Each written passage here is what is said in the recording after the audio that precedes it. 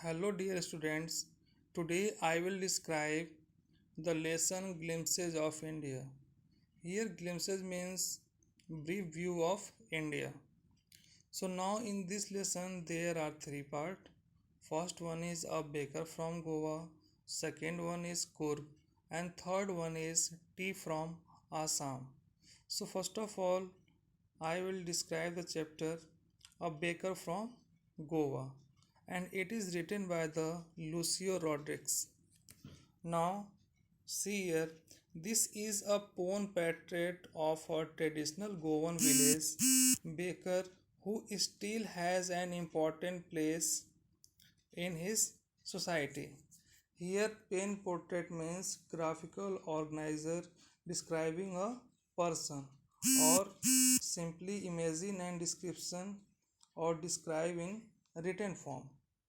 So, here author talking about the baker who lived in Goan village from the past, and now the place of the baker was very important in the society.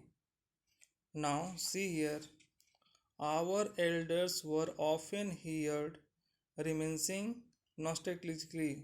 It means thinking fondly of the past, about those good and old Portuguese. Here, Portuguese means origins of Portugal. The Portuguese and their famous loaves of bread. Here, loaves means pieces of bread. Those eaters of loaves might have vanished.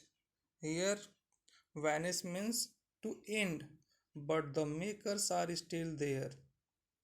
We still have amongst us the mixers, the molders, and those who bake the loaves.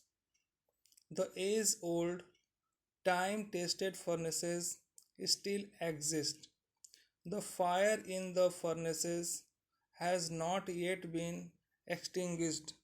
Here, extinguished means put off. The third, here, third means sound. So, this is a sound, and jingle means a sound, but here third means dropping of sound.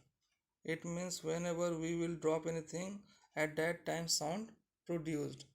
And jingle means a sound of the traditional baker's bamboo heralding. Here, heralding means announcing his arrival in the morning, can still be heard in some places. Maybe the father is not alive, but the son still carries on the family profession. These bakers are even today known as padder in Goa. So, in this, author describe that this is a pawn portrait of the traditional Goan village baker who is still remembered by Goans.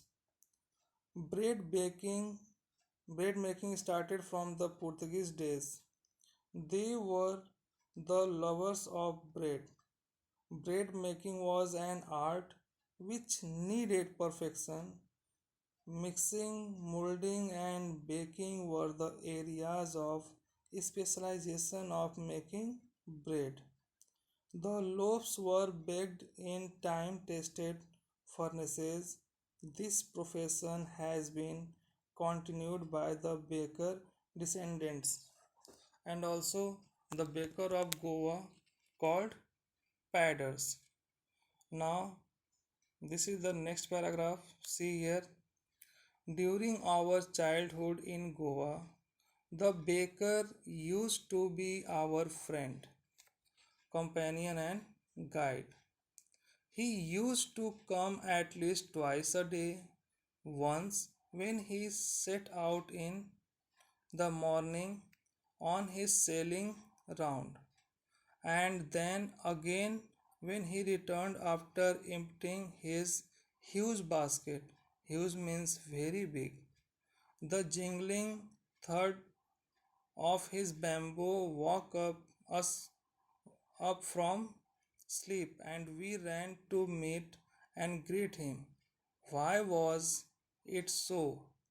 Was it for the love of the loaf? Here, loaf means unit of baked bread. Not at all. The loaves were bought by some Paskin and Bastin, the maid servant of the house. So, this is the name of the maid servant. What we longed for were those bread bangles which we choose carefully. Sometimes it was sweet bread of special make. So in this paragraph, author want to say that author remember his childhood days when the baker used to be their friend, companion and guide. He used to visit twice a day, once in the morning during his selling hours, and then again while returning after selling all his bread. The jingling thud of the bamboo he carried woke them up in the morning, and they ran to meet and greet him. They ran for getting the bread bangles, which were especially made sweet bread. Now we will describe the third stanza, third paragraph. So see here, the baker made his musical entry on the scene with the jhang jhang sound of his specially made bamboo staff. One hand supported the basket on his head and the other banged. Here, banged means to hit hard. And now, the bamboo on the ground, he would greet the lady of the house with good morning and then place his basket on the vertical bamboo. We kids would be pushed aside with a mild rebuke. Here, rebuke means to take to task, and the loaves would be delivered to the servant. But we would not give up. We would climb a bench or the parapet. Here, parapet means railing. And peep, peep means to see into the basket somehow.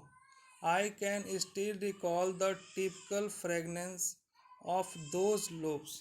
Here, fragrance means good smell. Loaves for the elders and the bangles for the children. Then we did not even care to brush our teeth or wash our mouths properly. And why should we? Who would take the trouble of plucking the mango leaf for the toothbrush? And why was it necessary at all? The tiger never brushed his teeth. Hot tea could wash and clean up everything so nicely after all.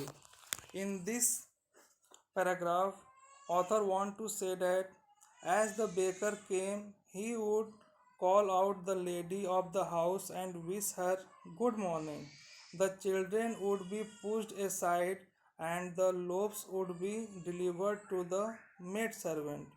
The author recalls the aroma of loaves that filled the air.